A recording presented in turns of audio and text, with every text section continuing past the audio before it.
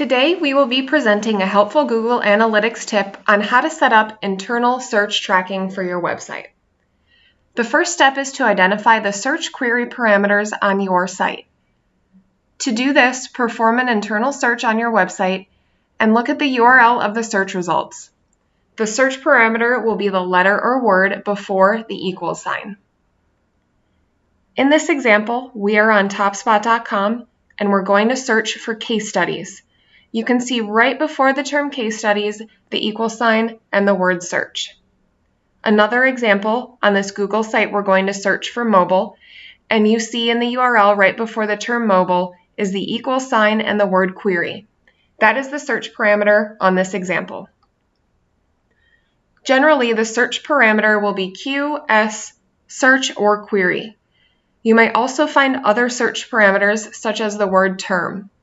If you have any questions or problems identifying your site search parameters, please feel free to comment below and TopSpot will be happy to assist. Now that we have identified our search parameter, let's go ahead and log into Google Analytics.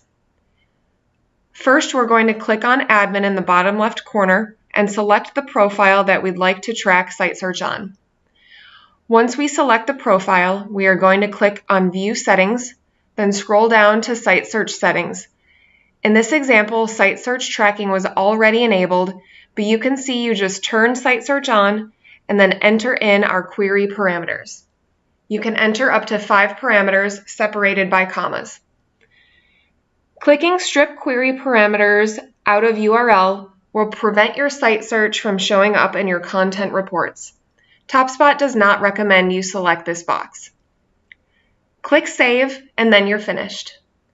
This is a simple overview on how to set up and configure internal site search in Google Analytics. If you would like more information, please contact TopSpot.